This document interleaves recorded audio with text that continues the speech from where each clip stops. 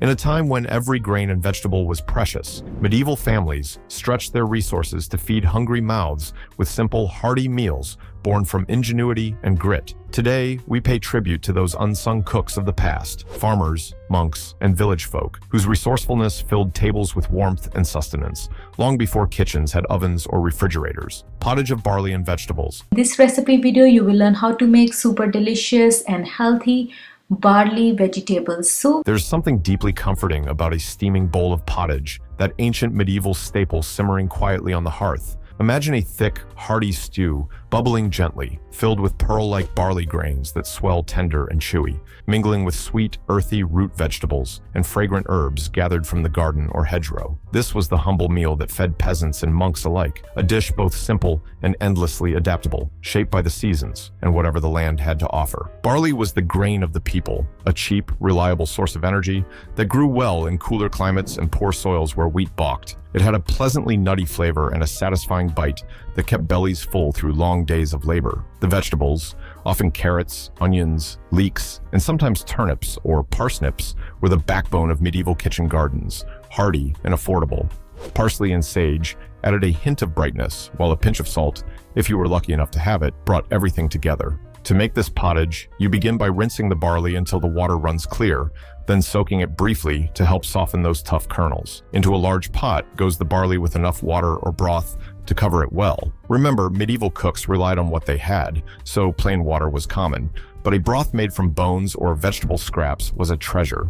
As the barley simmers, you chop the vegetables roughly, no need for fancy dicing in the 14th century, and add them to the pot. The magic happens during the slow, gentle simmering over a low fire, allowing flavors to meld and the barley to absorb the earthy sweetness of the vegetables. The pottage thickens as it cooks, becoming a stew that could be eaten with a wooden spoon or scooped up by chunks of crusty bread. It was the working person's fuel, warm and filling, yet modest enough to make with the simplest pantry staples. Variations were endless. Sometimes peas or beans would join the pot, or a splash of vinegar might brighten the flavor, reflecting the cook's taste and available ingredients. Eating this barley and vegetable pottage connects us directly to the daily lives of medieval folk, people who worked hard, lived simply, and made their food with care. It's a recipe for resilience, for making the most of what you have, and for savoring the honest, hearty taste of history. Rustic rye bread with herb butter. Picture a dense, hearty loaf of rye bread fresh from the oven, its crust crackling under your fingers, and the rich, earthy aroma filling the air.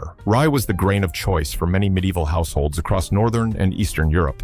Tougher than wheat, but far more resilient in poor soils and colder climates. This bread wasn't the fluffy, airy loaf you find in modern bakeries. It was a substantial, dark, and nourishing staple that could sustain a family through the day's hard work. Baking bread was often a communal affair, especially for peasants who didn't own their own ovens. Villagers would gather, sharing wood and tending large brick or stone ovens where multiple loaves baked side by side. Rye bread was prized for its ability to keep longer without spoiling, making it perfect for lunches eaten on the go or in fields far from home. The beauty of this rye bread lies in its simplicity. Flour, water, a bit of salt, and naturally occurring wild yeasts from the air were the building blocks. The dough was dense and slow to rise, but the result was a sturdy, flavorful loaf with a slightly sour tang, sometimes enhanced by the inclusion of a sourdough starter, a cherished secret passed down through generations. Now, imagine pairing that warm, rustic loaf with a generous spread of herb butter. Before the age of supermarkets and fancy spice racks,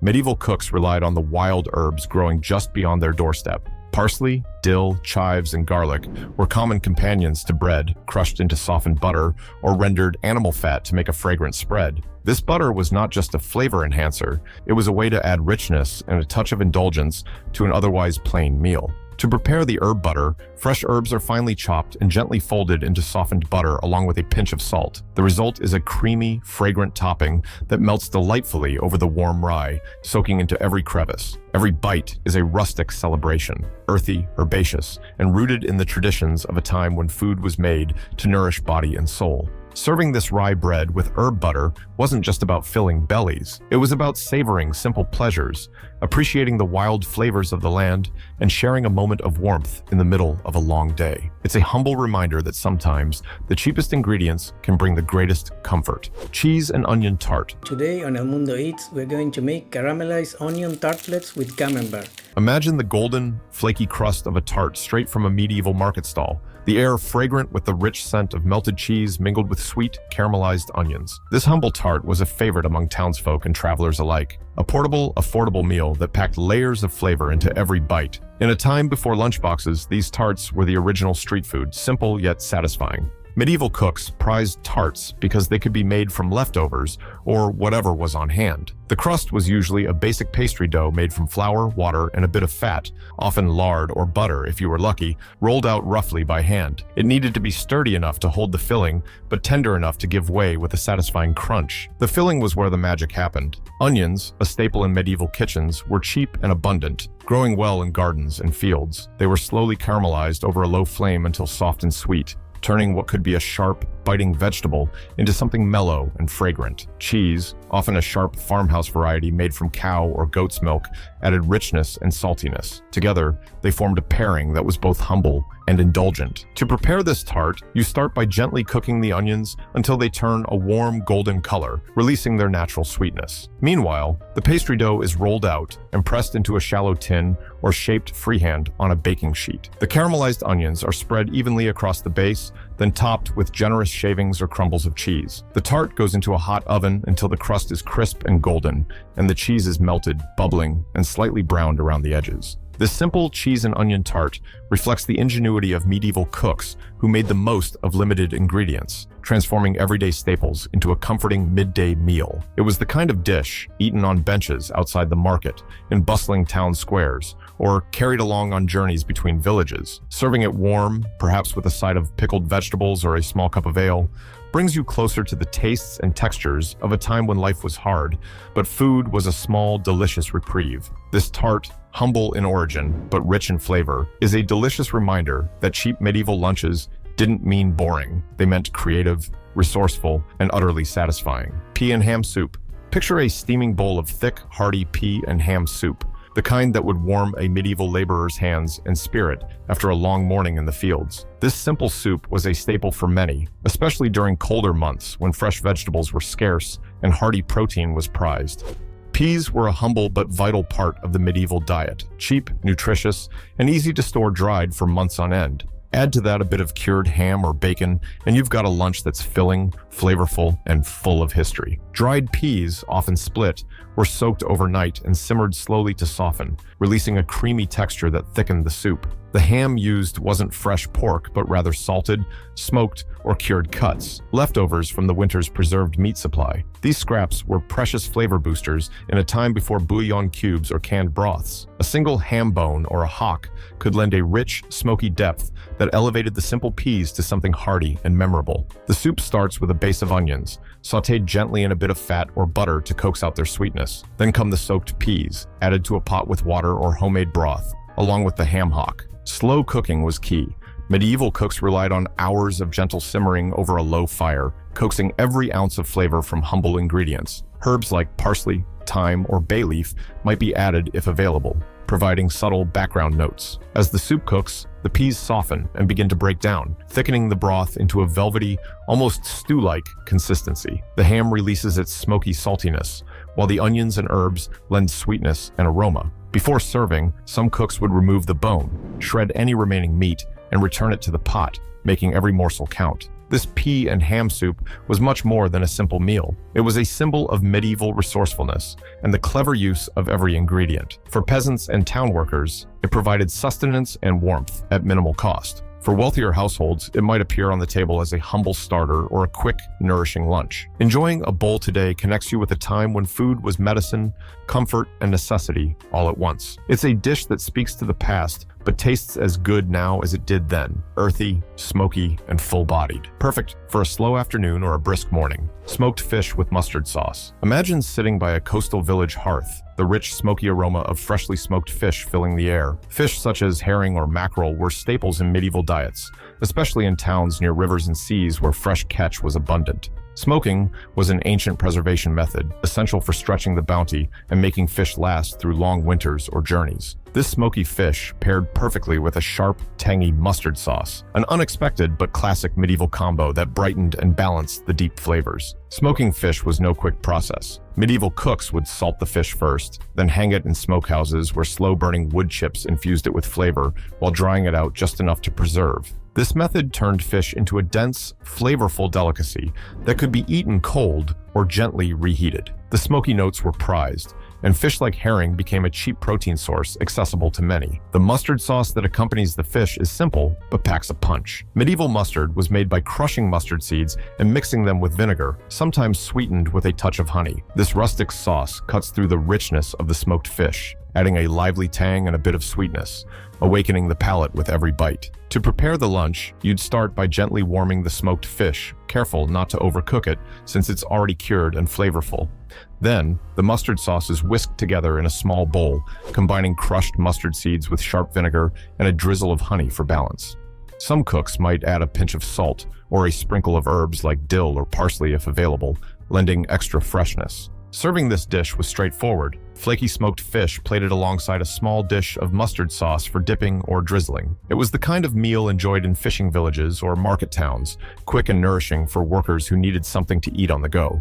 The contrast of smoky, salty fish with bright, piquant mustard created a satisfying flavor dance, proving that medieval lunches could be simple, yet surprisingly sophisticated. Today, trying this dish offers a glimpse into medieval food preservation and flavor balancing. It's a reminder that even without refrigeration or fancy kitchens, medieval cooks mastered ways to make their food last and taste good, lessons in thrift and taste that resonate through centuries. Lentil pottage with herbs. Imagine a steaming bowl of lentil pottage, thick and hearty, with earthy tones that speak of slow cooking and simple goodness. Lentils were a cornerstone of the medieval diet, especially for monks and peasants who needed affordable, sustaining protein. This dish was a daily workhorse, humble yet nourishing, flavored with fresh herbs that brightened the stew and lifted it beyond mere sustenance. Lentils were prized for their ability to store well and cook relatively quickly compared to other dried legumes. Their soft, creamy texture when simmered made them perfect for pottages, those slow-cooked stews that formed the backbone of many medieval meals.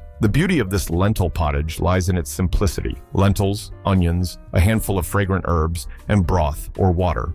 It's a dish that depends on time and gentle heat to coax flavors out of the humblest ingredients. To prepare the pottage, you start by rinsing the lentils thoroughly, removing any debris, then soaking them briefly if you have time. This helps them cook more evenly. The base begins with diced onions gently softened in a pot with a bit of fat, be it butter, lard, or oil, until translucent and sweet. Then the lentils go in, along with water or vegetable broth, enough to cover them well. The magic happens as the pot simmers slowly over a low flame, allowing the lentils to break down and thicken the liquid into a creamy stew.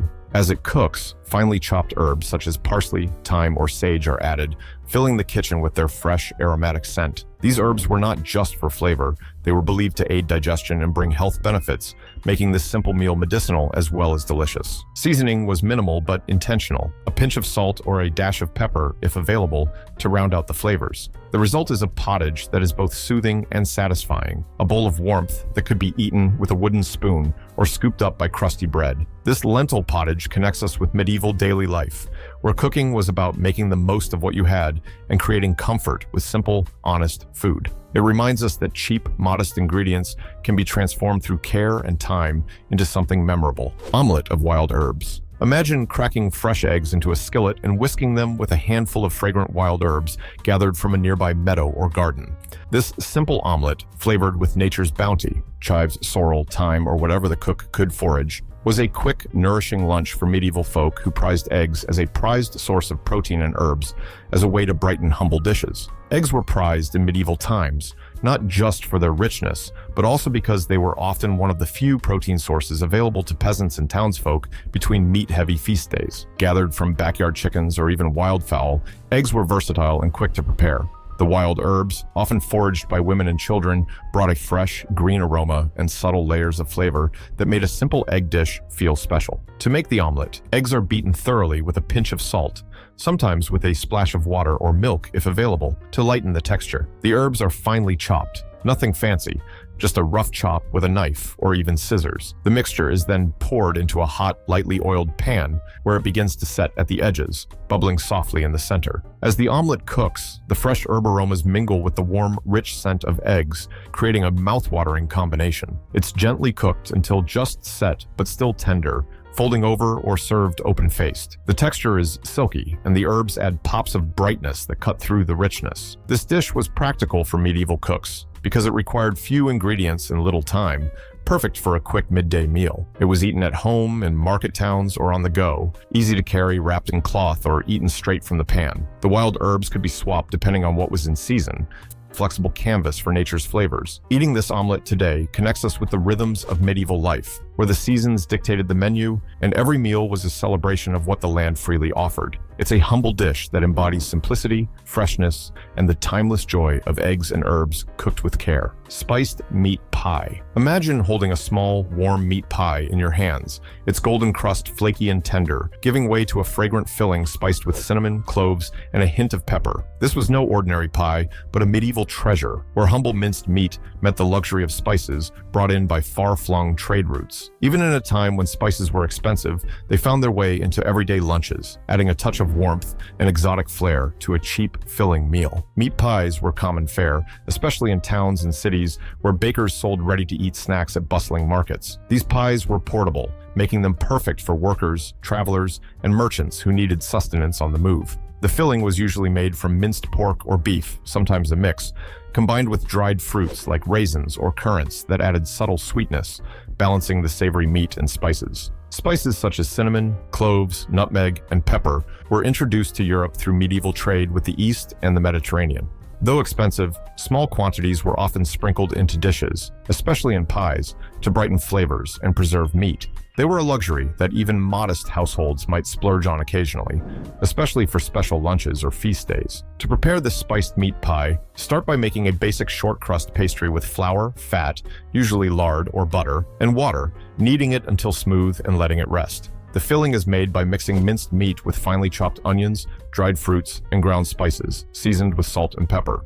Some cooks might add a splash of broth or wine for moisture and richness. Roll out the pastry and cut into rounds or rectangles. Spoon the filling onto one half, then fold over and seal the edges with a fork or fingers, creating a hand pie. Pies are baked until the crust is golden and the filling bubbling and fragrant. This pie was more than just a meal. It was a celebration of flavor and resourcefulness, a way to transform cheap ingredients into something that felt festive and satisfying. Eating it today gives a delicious taste of medieval ingenuity, a reminder that even in lean times, cooks found ways to savor spices and create comfort. Turnip and onion gratin. Imagine a humble dish, bubbling quietly in a medieval hearth's oven, where layers of thinly sliced turnips and onions soften and mingle in a bath of creamy broth, or perhaps a splash of rich cream. This turnip and onion gratin is a perfect example of how simple, affordable ingredients were transformed into a comforting midday meal during medieval times. Root vegetables like turnips were staples of the poor's diet, easy to grow, store, and cook, while onions added sweetness and depth.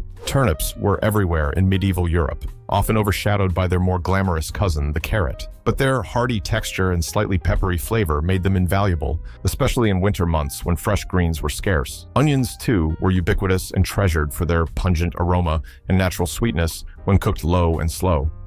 Together, these vegetables created a base for a dish both economical and satisfying. To prepare the gratin, you start by peeling and slicing the turnips and onions into thin, even rounds. These are layered in a shallow earthenware dish or a heavy pan, seasoning each layer lightly with salt and perhaps a pinch of herbs like thyme or parsley if available. Then comes the liquid. Medieval cooks would use cream if they had access, but broth or even a bit of ale could also work, adding moisture and richness as the vegetables cook. The dish is baked slowly, allowing the flavors to meld and the edges to turn golden and crisp. The turnips soften, losing their bite, but keeping enough texture to provide a pleasing mouthfeel. Onions caramelize and add a natural sweetness that balances the earthiness of the turnips. The slow heat encourages the liquid to thicken slightly, coating every slice in a gentle, savory glaze. This gratin was a perfect way to stretch limited ingredients and make a meal feel a little special, even for those with the simplest pantry. It could be eaten on its own, or alongside a slice of rustic bread, or a small portion of cheese for extra sustenance. Eating this turnip and onion gratin today brings us back to a time when food was about making the most of the earth's bounty, however modest. It's a dish that comforts with its simplicity, warmth, and honest flavors, an enduring taste of medieval thrift and home cooking. Chickpea and herb salad. Imagine a simple bowl of tender chickpeas mingling with fresh, bright herbs, tossed lightly in a splash of sharp vinegar and golden olive oil. This humble salad was a refreshing midday meal in medieval Mediterranean kitchens, a place where chickpeas thrived and herbs grew wild in gardens and along stone walls. Though modest, this dish is full of flavor, texture, and a touch of elegance that belies its affordability. Chickpeas, also known as garbanzo beans, were a common pulse across the Mediterranean and parts of Europe during medieval times. Their hearty texture and rich protein made them invaluable, especially to those who could not afford frequent meat meals. Dried chickpeas were soaked overnight and cooked slowly until tender, making them perfect for salads that could be served cold or at room temperature, a practical option for workers or travelers needing a quick, nutritious bite. The herbs, parsley, mint, coriander, and sometimes dill, were often foraged or grown in household gardens. They added a fresh brightness that lifted the chickpeas and made the dish more than just filling. It was invigorating on warm days. Vinegar, either wine vinegar or apple cider, was a common acidulant, and olive oil, though sometimes scarce inland, was treasured for its flavor and richness. To make this salad, start by soaking dried chickpeas overnight, then simmering them gently until tender but not mushy. Drain and cool the chickpeas, then toss them in a bowl with finely chopped herbs. Add a generous splash of vinegar and olive oil and season with salt and freshly ground pepper if available. Some cooks might add a pinch of crushed garlic or a few chopped onions for extra bite. This chickpea and herb salad was eaten as a light lunch or side dish, perfect for hot weather when heavy pottages or stews felt too much. It was cheap to make, portable, and full of wholesome goodness. The combination of creamy chickpeas with the sharpness of vinegar and the fresh herbal aroma made every forkful a refreshing contrast of textures and flavors. Enjoying this dish today is a reminder of medieval Mediterranean resourcefulness, how simple preserved ingredients and wild herbs could come together to create a meal that's still delicious centuries later. It's a taste of history that's surprisingly easy to recreate and enjoy. Ale braised cabbage. Imagine a large pot simmering gently over a hearth, filled with shredded cabbage slowly softening and absorbing the deep, malty warmth of ale. Ale-braised cabbage was a humble yet flavorful lunch across medieval Europe, especially in colder climates where cabbage thrived and ale was a daily staple. This dish is a perfect example of how simple ingredients combined with common beverages could create something nourishing and delicious. Cabbage was one of the most reliable vegetables in medieval gardens, hardy, easy to grow, and available through the colder months when other greens disappeared. Its slightly peppery and sweet flavor mellowed beautifully when cooked slowly. Ale, the unfiltered and mildly alcoholic bread-based drink of choice for many medieval folk, wasn't just for sipping. It was a cooking liquid that added depth and richness to dishes like this cabbage. To prepare ale-braised cabbage, fresh cabbage heads were trimmed and shredded into coarse ribbons. In a heavy pot or cauldron, a bit of fat, such as butter, lard, or drippings was heated, and the cabbage tossed in to soften slightly. Then, ale was poured over, enough to almost cover the cabbage, and the mixture was seasoned simply with salt, pepper, and herbs like thyme or bay leaves if available. The pot was covered and left to simmer gently over a low fire for an hour or more, allowing the cabbage to soak up the ale's malty sweetness while breaking down to a tender texture. The braising liquid reduced into a flavorful glaze, coating the cabbage and making every bite savory and comforting. This dish was affordable and easy to prepare, especially for peasants or townsfolk who brewed or purchased ale daily. It could be served on its own, with rustic bread, or alongside small portions of salted meat or cheese, making it a flexible and sustaining lunch option. Eating ale-braised cabbage today is like tasting the warm hearth of a medieval kitchen, earthy, malty, and hearty, reminding us how medieval cooks used everyday ingredients to craft simple but satisfying meals. It's a dish that celebrates thrift and flavor in equal measure, perfect for anyone wanting a connection to the past on their plate. Cheese and apple flatbread. Imagine pulling a thin, crispy flatbread from a medieval oven, its surface dotted with melted cheese and thin slices of fresh apple, mingling sweet and savory in perfect harmony. This rustic dish was a beloved simple lunch among townsfolk and countryfolk alike, especially during the harvest when apples were plentiful and cheese was a reliable source of richness. Flatbreads were an everyday staple across medieval Europe, quick to make and versatile. Unlike the thick loaves baked for bread, flatbreads were rolled thin, cooked on hot stones or griddles, and served as a base for all manner of toppings. This version, topped with cheese and apples, combined the creamy saltiness of dairy with the crisp, tart sweetness of fruit, two flavors that balanced beautifully even centuries ago. To make the flatbread, a straightforward dough was mixed from coarse flour, often rye or wheat, water, and a pinch of salt, kneaded briefly and rolled out thin. The dough was then cooked on a hot griddle or baked in a wood-fired oven until crisp and slightly blistered. Meanwhile, thin slices of fresh apples were prepared, often tart varieties that held their shape and added a bright contrast. The cheese used was typically a farmhouse variety, slightly tangy and firm enough to melt, but not completely runny. It could be fresh or aged depending on what was available. The flatbread was topped with the cheese first, then layered with apple slices, allowing the cheese to melt and the apples to soften just enough to release their natural juices without becoming mushy. Baking until the cheese was bubbling and golden, the flatbread emerged as a warm, aromatic treat, ready to be torn apart and shared. This dish was often eaten with hands, perfect for lunch on the go or a simple meal at home. Serving cheese and apple flatbread brought together the best of medieval kitchen creativity, using seasonal fruit and staple dairy to elevate a basic bread into something memorable and satisfying.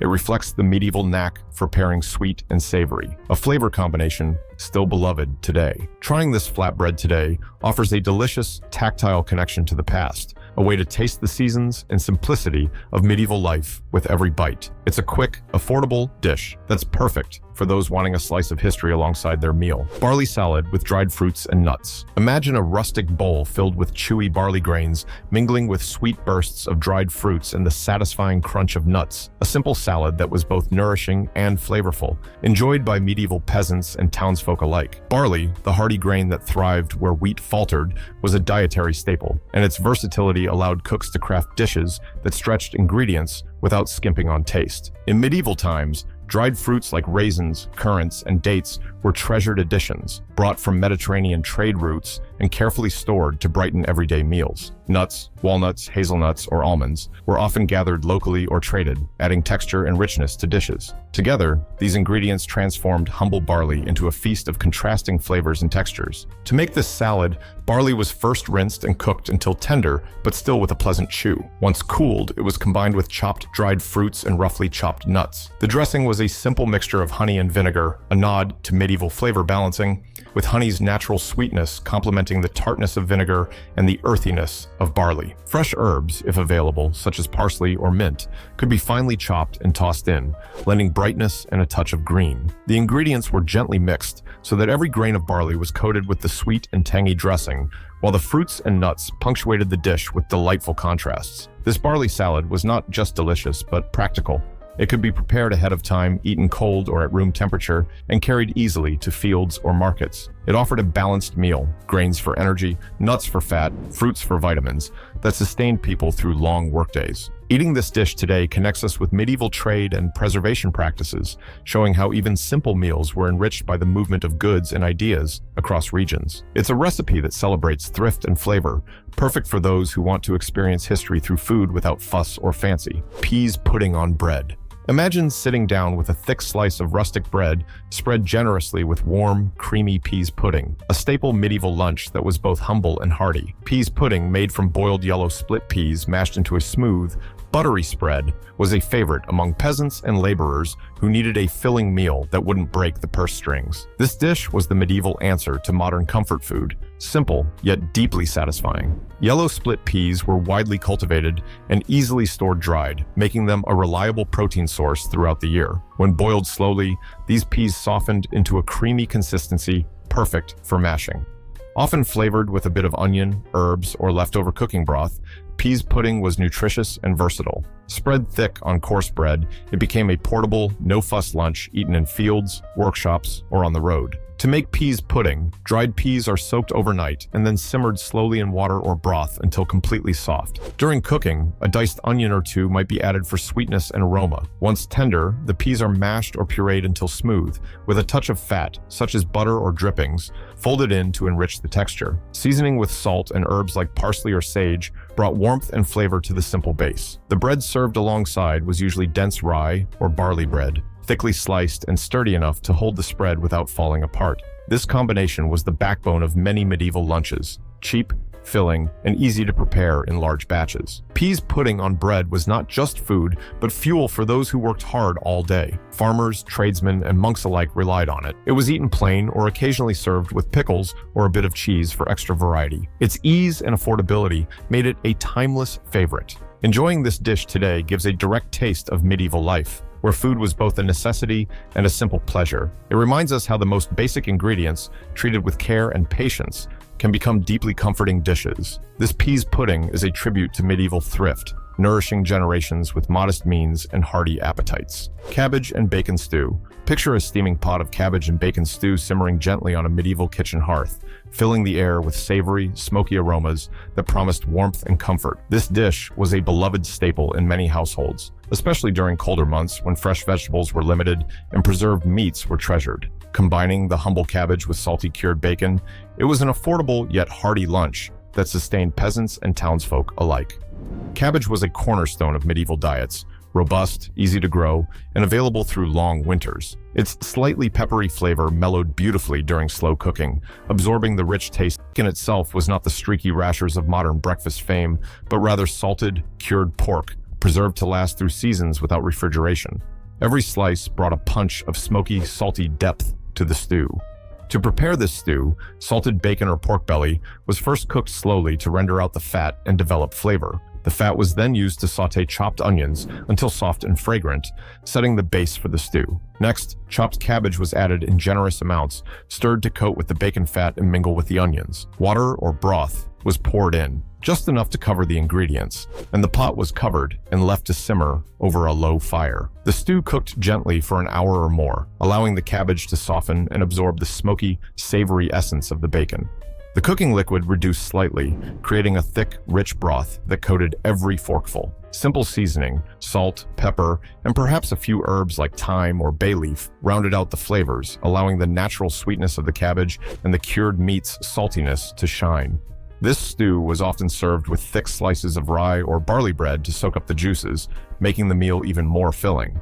This cabbage and bacon stew exemplifies medieval resourcefulness, preserving meat through curing, growing hearty vegetables, and combining them into dishes that nourished body and soul. It was cheap, easy to prepare in large batches, and packed with flavor. Enjoying this stew today connects us with centuries of kitchen traditions, simple, rustic, and comforting food that brings warmth on cold days and fills the heart with the taste of history. Cold boiled eggs with mustard pickles. Picture a simple, satisfying lunch of cold boiled eggs paired with tangy mustard pickles, a classic medieval combination that balanced richness with sharp, bright flavors. In a time before refrigeration, preservation was key, and pickling vegetables in mustard and vinegar was a popular way to keep fresh flavors alive through the seasons. Meanwhile, eggs provided a much-needed protein boost, making this duo a thrifty yet delicious meal. Boiled eggs were a staple in medieval diets, prized for their ease of preparation and portability. Chickens were common in villages and towns, and eggs could be collected daily, boiled, and eaten cold, making them perfect for a quick lunch.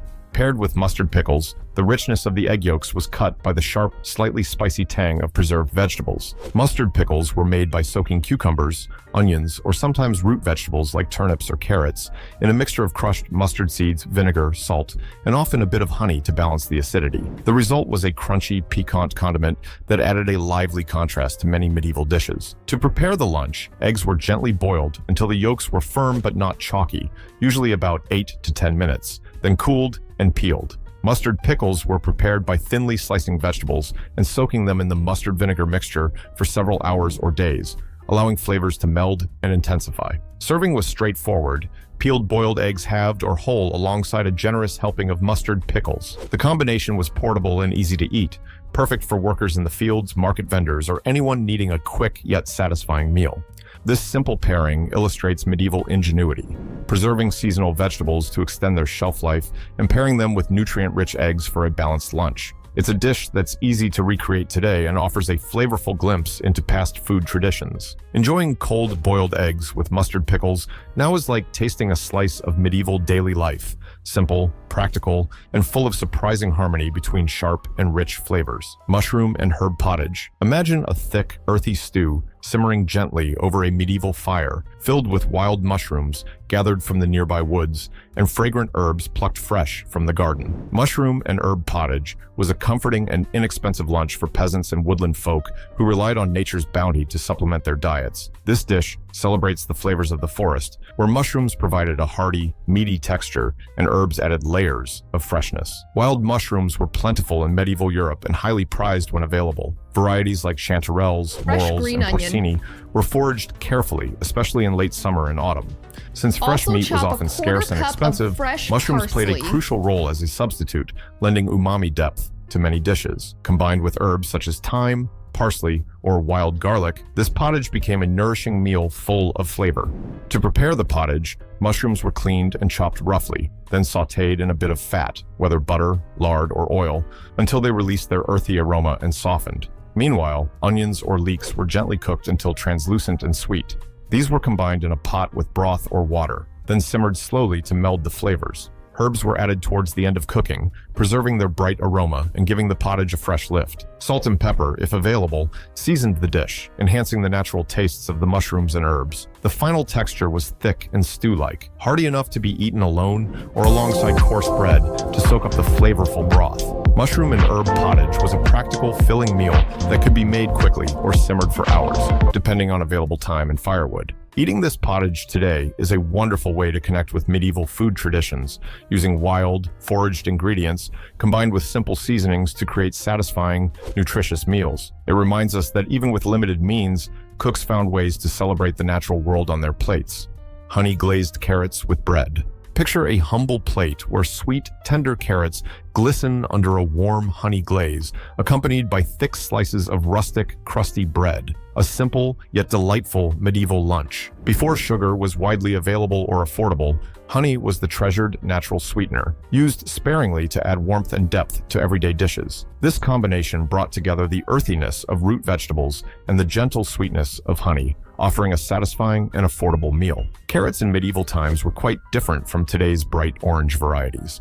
They often came in shades of purple, white, and yellow, with a robust, earthy flavor. Root vegetables like carrots were staples in peasant kitchens, prized for their ability to store through winter and provide nutrition when fresh greens were scarce. To prepare honey-glazed carrots, the roots were peeled and cut into thick sticks or rounds. They were boiled or steamed until just tender, then gently sautéed or roasted with a generous drizzle of honey and a knob of butter or fat. The honey caramelized slightly, coating the carrots in a sticky, glossy sheen that enhanced their natural sweetness without overpowering their flavor.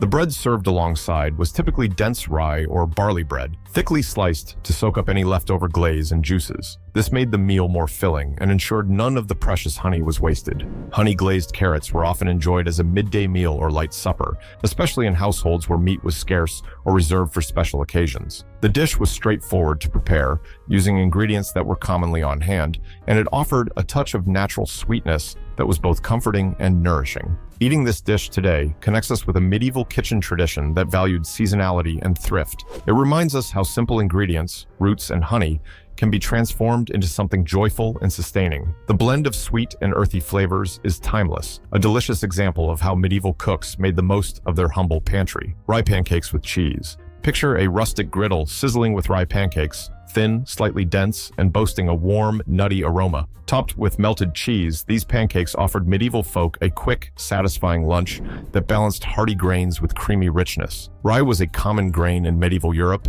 especially in the north, prized for its hardiness and affordability. These pancakes were a thrifty way to use rye flour, turning simple ingredients into a filling meal. Unlike the fluffy wheat pancakes of modern times, rye pancakes were heavier and more textured, often cooked on flat stones or iron griddles over open fires. They were easy to prepare, requiring just rye flour, water, and a pinch of salt, sometimes with the addition of eggs or milk if available. The batter was poured thinly and cooked until golden brown on both sides, developing a slightly crisp exterior while remaining tender inside. Cheese, often a sharp farmhouse variety made from cow's or goat's milk, was grated or sliced and placed on the warm pancakes to melt slightly. The tangy, savory flavor of the cheese complemented the earthy rye perfectly, creating a balanced bite that was both nourishing and comforting. Cheese was a valuable source of protein and fat for medieval families, and adding it to pancakes elevated a simple dish into a satisfying meal. These rye pancakes with cheese were eaten at home, in markets, or even packed for travelers needing a portable lunch. They could be served plain or with honey or herbs for extra flavor, depending on what was available and affordable. This dish reflects medieval ingenuity in making the most of limited resources, transforming a basic grain into something versatile and tasty. It's a reminder that medieval cooks often combined ingredients thoughtfully, creating meals that were simple but well-rounded in flavor and nutrition. Enjoying rye pancakes with cheese today connects us with centuries of tradition, comfort food born of necessity, but rich in character. It's a delicious taste of history that's easy to recreate and enjoy in any kitchen. Onion and herb frittata. Imagine a golden, rustic frittata fresh from the hearth, filled with the sweet aroma of caramelized onions and the vibrant freshness of garden herbs. This simple yet satisfying dish was a medieval favorite, prized for its ease of preparation and its ability to turn modest ingredients into a nourishing lunch. Eggs were treasured as a reliable source of protein, and herbs, often foraged or grown in small kitchen gardens, brought brightness and complexity to everyday meals. Onions were a staple vegetable in medieval Europe, valued for their pungency and versatility. Slowly cooking onions over low heat transforms their sharpness into a mellow sweetness, making them perfect for dishes like this frittata. Combined with herbs such as parsley, thyme, or chives, the flavors marry beautifully in the warm, tender eggs. To make this onion and herb frittata, start by thinly slicing onions and slowly cooking them in a bit of butter or fat until they are soft, golden, and fragrant. Meanwhile, eggs are beaten with a pinch of salt and pepper, and finely chopped herbs are stirred in. Once the onions are ready, they're folded into the egg mixture. The frittata is cooked in a pan over moderate heat, allowing the eggs to set slowly without browning too much. It can be finished in a hearth oven or under a hot lid to cook through evenly. The result is a thick, tender cake with pockets of sweet onions and bursts of herbal freshness in every bite. This dish was practical and economical, perfect for using up eggs and herbs while creating a meal that could be served hot or cold. It was easy to portion and carry, making it a favored lunch for laborers, market sellers, and travelers alike. Eating an onion and herb frittata today is a way to step back into medieval kitchens. Simple, resourceful, and full of flavor. It reminds us that humble ingredients, treated with patience and care, can become something truly satisfying. Pea and bacon salad. Picture a simple yet hearty salad that was a midday favorite in medieval villages. Tender boiled peas tossed with crispy, salty bits of cooked bacon, dressed lightly with vinegar and fresh herbs. This combination was not only delicious, but practical, using everyday ingredients that were affordable and easy to prepare, offering a balance of protein, fiber, and flavor that sustained peasants and townsfolk alike. Peas were one of the most common legumes grown in medieval half to gardens and 3/4 fields, of that. I'll cherished kind for of their take a look ability at to that and store judge it as I well-dried make and to it. add protein A to nice diets big bowl otherwise here. heavy on I grains. like to prep my Boiled salads in fresh a or big dried bowl so I can peas were really soft mix it and mildly stir it all sweet, together, and then I'll providing transfer. a filling base for the salad. Bacon, cured in salted pork, was a treasured source of fat and flavor. Even a small amount of bacon lent a smoky, savory punch that elevated simple dishes. To make this salad, dried peas would first be soaked overnight, then boiled until tender but not mushy. Fresh peas, if in season, were simply boiled to the same point. Bacon was cut into small pieces and fried until crispy, rendering out flavorful fat that could be saved for cooking other meals. The peas were drained and cooled before being combined with the bacon. The salad was typically dressed with a splash of vinegar, either wine vinegar or apple cider vinegar, adding a sharp contrast to the sweetness of the peas and the saltiness of the bacon. Fresh herbs like parsley, chives, or dill were chopped finely and tossed in, adding a burst of green freshness and a hint of brightness. Salt and pepper rounded out the seasoning, although salt was often used sparingly in medieval kitchens. This salad was eaten cold or at room temperature, making it an ideal portable lunch for workers heading to the fields or markets. It was a practical way to use preserved meat while making the most of seasonal peas and herbs. The contrast of textures, the creamy peas and the crunchy bacon, combined with the tangy dressing, made it a satisfying and memorable meal. Serving pea and bacon salad today brings you a taste of medieval ingenuity and thrift. It's a dish born from necessity, but full of flavor, showing how simple ingredients can come together to nourish and delight. It reminds us that medieval lunches were often about making the most of what was at hand, with an eye toward flavor and sustenance rather than extravagance. Roasted root vegetables with garlic.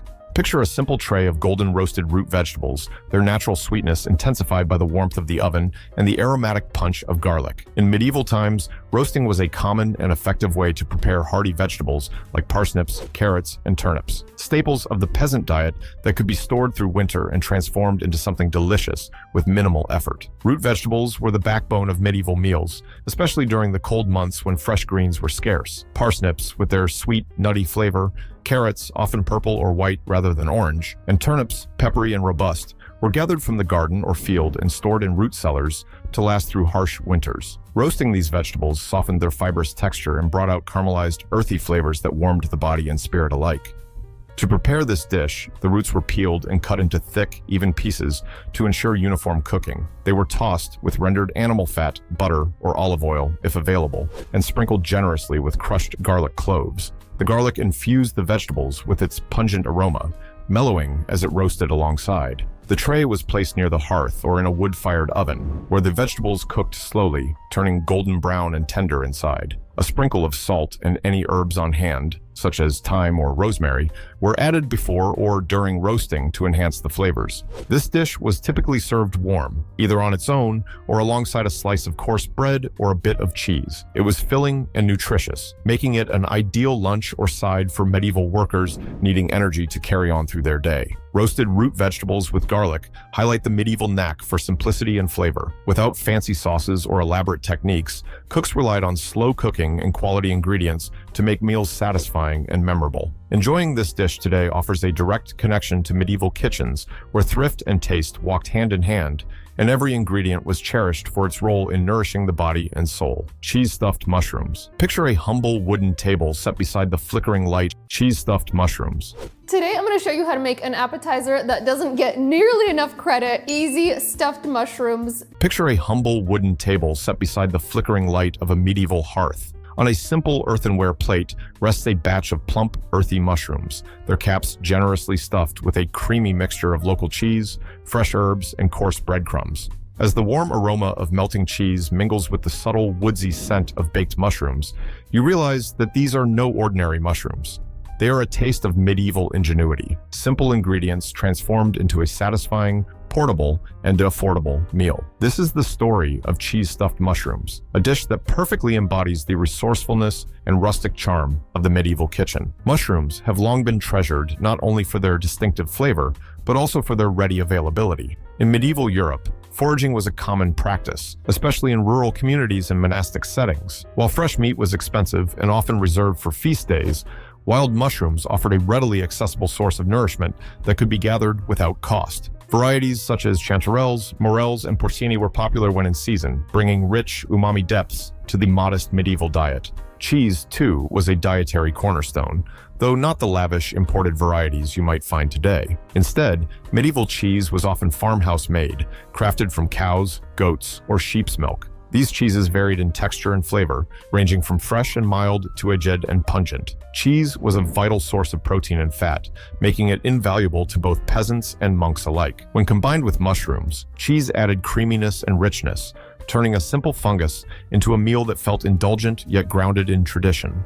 The idea of stuffing mushrooms likely arose from a desire to stretch ingredients and pack flavor into a convenient form. Medieval cooks were masters of thrift, repurposing stale bread into breadcrumbs, using garden herbs to lift dishes, and mixing whatever dairy was on hand to enrich their fare. The filling for these mushrooms was typically a blend of crumbled cheese, finely chopped fresh herbs like parsley, thyme, or savory, and breadcrumbs. Occasionally, a beaten egg might be added to bind the filling, though this was more common in wealthier households or monastic kitchens where eggs were plentiful. To prepare cheese-stuffed mushrooms, start by gathering the freshest caps you can find. Clean them gently with a damp cloth or soft brush. Remember, medieval cooks didn't have the luxury of modern washing, so careful brushing was key to preserving their delicate texture. The stems are removed and chopped finely. Sometimes, these stems were sautéed with onions or garlic to add extra flavor to the stuffing. The filling is prepared by mixing crumbled cheese with chopped herbs and breadcrumbs. The breadcrumbs came from dried or stale bread, pounded or grated by hand, a classic example of medieval thrift. The mixture is seasoned simply with salt and pepper. Spices were precious, so their use was measured, but even a pinch of ground pepper could transform the flavor. If eggs were available, a beaten egg was folded in to help bind the filling and add moisture. Once the filling is ready, each mushroom cap is generously stuffed, packing in as much cheesy goodness as it will hold. The stuffed mushrooms are then placed on a baking tray or in a shallow dish. In medieval kitchens, they might have been baked near the hearth or in a communal oven. The heat would gently melt the cheese and toast the breadcrumbs, creating a bubbling golden topping that crowned the earthy mushroom base. These mushrooms could be served hot or at room temperature. Their portability made them a perfect lunch for travelers, workers, or market vendors. The combination of creamy cheese and herbs with the rich, meaty texture of mushrooms made for a satisfying bite. Simple but full of layered flavors. Often, they were enjoyed alongside rustic bread or a small salad of garden greens, rounding out the meal. What makes cheese-stuffed mushrooms especially fascinating is how they reflect the medieval approach to food. No waste, no extravagance, just careful, creative use of what was on hand. Mushrooms grew wild and free, Cheese was a staple that could be made and stored, and breadcrumbs rescued bread from going stale. Herbs from the garden or hedgerows added fresh aromas and healthful properties. Together, these humble elements combined into a dish that was affordable yet delicious. Eating cheese-stuffed mushrooms today is like stepping into a medieval kitchen, smelling the smoke of the hearth, hearing the clatter of wooden spoons, feeling the warmth of community and tradition. They remind us that food is a living history, shaped by culture, geography, and the daily lives of those who prepared it.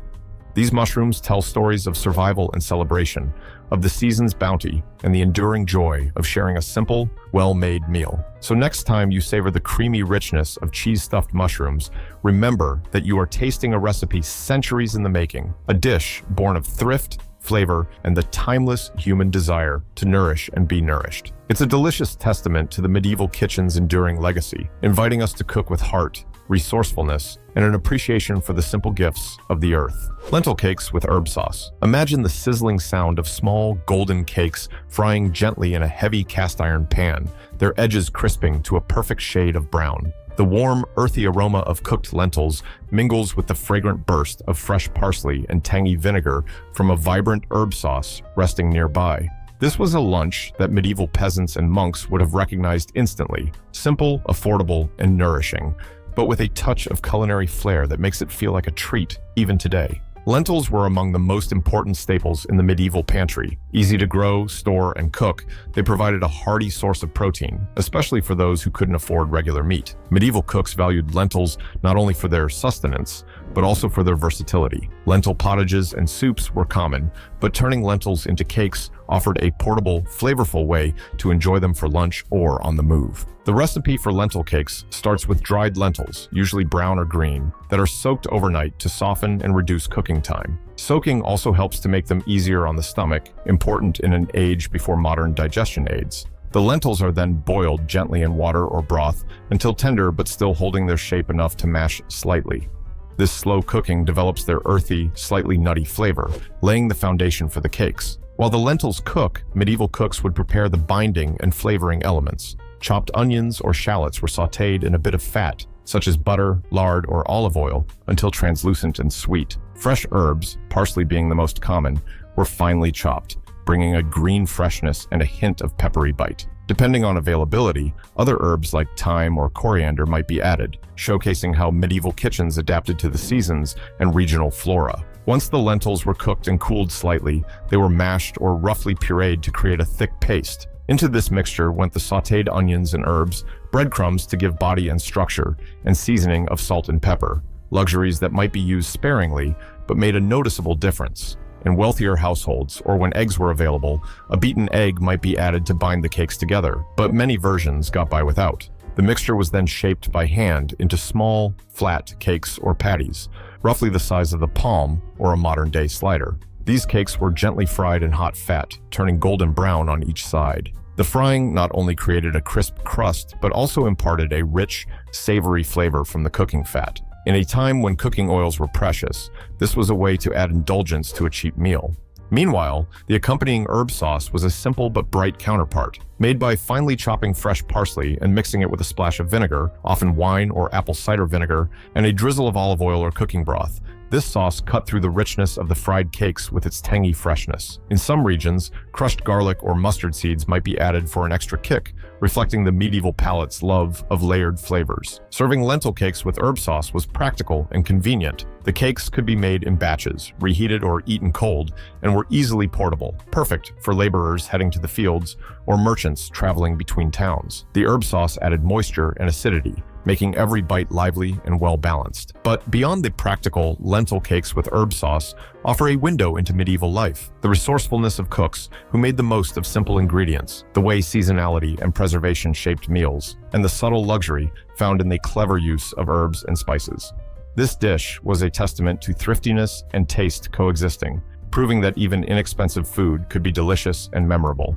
Today, recreating lentil cakes with herb sauce is an invitation to taste history, earthy, fragrant, and deeply satisfying. It's a recipe that connects us with the rhythms of a time when cooking was about making every ingredient count, bringing warmth and nourishment to body and soul alike. Fruit and nut porridge. Imagine a steaming bowl of porridge, thick and creamy, its surface studded with jewel-like dried fruits and scattered with crunchy nuts. A drizzle of golden honey glistens on top, catching the morning light as it slowly melts into the warm grains. This humble yet comforting dish was a medieval staple, an economical, nourishing meal that bridged the gap between breakfast and lunch and sustained countless souls through long, hard days. Porridge in medieval Europe was more than just a simple meal. It was a way of life. Made by slowly cooking coarse grains like oats or barley in water or milk, porridge was the backbone of the common folks' diet. These grains were hearty, filling, and widely available, able to be stored for months without spoiling. Barley, in particular, was prized for its nutty flavor and resilience in the often harsh European climate. Oats were favored in the cooler, wetter regions. The slow simmering transformed these tough grains into a creamy, porridge-like consistency that was easy to digest and endlessly adaptable. While porridge could be eaten plain, medieval cooks often enhanced it with whatever they had on hand to add flavor, nutrition, and a touch of sweetness. Dried fruits like raisins, currants, figs, and dates were highly valued.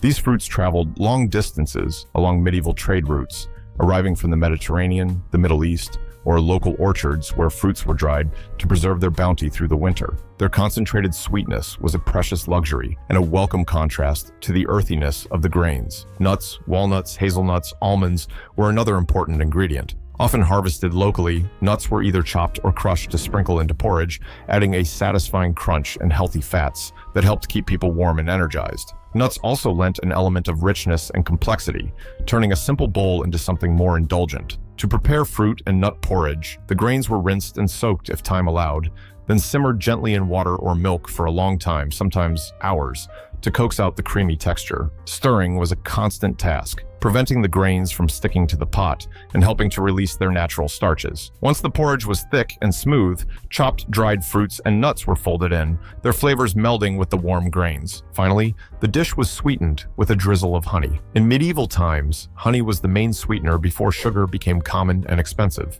It was treasured not only for its flavor, but also for its medicinal properties. A spoonful of honey on porridge added a golden floral note that elevated the dish from plain sustenance to a comforting treat. This porridge was often eaten in humble homes and monasteries alike, sustaining peasants, monks, and travelers. It was a meal that could be enjoyed hot and filling in the morning or midday, flexible enough to suit the seasons and what was available. Served in simple wooden bowls with a spoon carved from wood or bone, it was a meal that spoke to the medieval ethos of making the most of the land's gifts. Eating fruit and nut porridge today connects us with centuries of culinary tradition. It reminds us that even the most basic ingredients, grains, dried fruits, nuts, and honey, can be transformed into something deeply satisfying, nutritious, and full of history. It's a dish that invites us to slow down, savor, and appreciate the rhythms of seasons and survival, all in one warm, nourishing bowl. As we come to the end of our journey through these 25 cheap medieval lunches, it's worth pausing to reflect on what these humble dishes represent, not just as recipes, but as stories, traditions, and living links to a world long past, but never truly gone. When we think of medieval food, it's easy to imagine grand banquets with endless platters of roasted game and towering cakes, or conversely, to picture a bleak table with little more than stale bread and watery broth. But the truth, as we've uncovered, is far richer and more complex. These meals were born from necessity, shaped by scarcity, but also by deep creativity, care, and community. Medieval lunches, in particular, were a reflection of daily life's rhythms, the long hours of toil, the seasons that dictated the garden's yield, and the careful stewardship of every ingredient. Each dish we've explored today, from the smoky tang of preserved fish with mustard sauce to the warming comfort of barley pottage, from the vibrant herb-laden lentil cakes to the sweet, nutty porridge thick with dried fruits, speaks of a people who understood how to nourish themselves with what they had and how to find joy in simplicity. What strikes me most about these recipes is their enduring relevance. In an age when food often feels disposable or rushed, when meals can be a blur of convenience and excess, the medieval kitchen offers a lesson in mindfulness and gratitude. These lunches were never about indulgence in the modern sense. They were about survival, yes, but also about celebration. of harvests, of community, of the small pleasures found in a well-cooked meal. They remind us that flavor does not need to be complicated to be satisfying, that a handful of fresh herbs or a drizzle of honey can elevate the simplest fare into something special. There's also a powerful thread of resourcefulness woven through these dishes.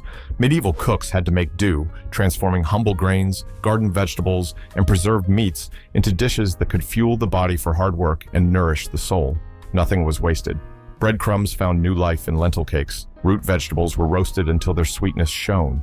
Peas and beans stretched meals further, and herbs, whether foraged or cultivated, brought brightness and health to every bite. It's a reminder that sustainability and thrift aren't new ideas. They have deep roots in human history. As you followed along, hopefully you felt the texture of history beneath your fingertips, the rough crust of rye bread, the gentle hum of a bubbling pottage, the crisp snap of fresh herbs. Perhaps you've imagined the smoky warmth of a medieval kitchen hearth, where food was made slowly, carefully, and with an eye toward both nourishment and connection. These recipes aren't just about food. They're about people, peasants and monks, bakers and fishermen, mothers and children, whose lives were shaped by the seasons, the land, and the simple, honest act of breaking bread together. Bringing these lunches into your own kitchen today is an act of remembrance and celebration. It's a chance to step outside the whirlwind of modern life and touch a slower, more grounded way of eating. You don't need fancy gadgets or expensive ingredients, just a willingness to savor simplicity,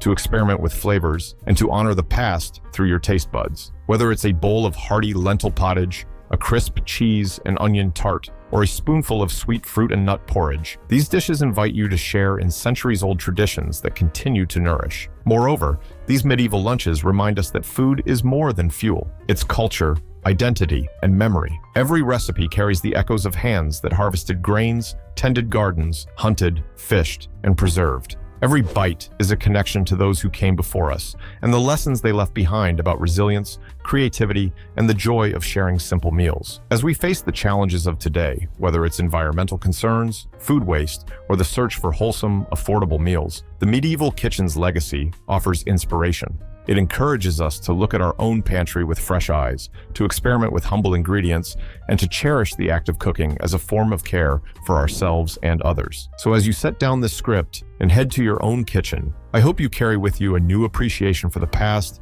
and a desire to bring a bit of medieval magic to your table. These 25 cheap medieval lunches aren't just recipes.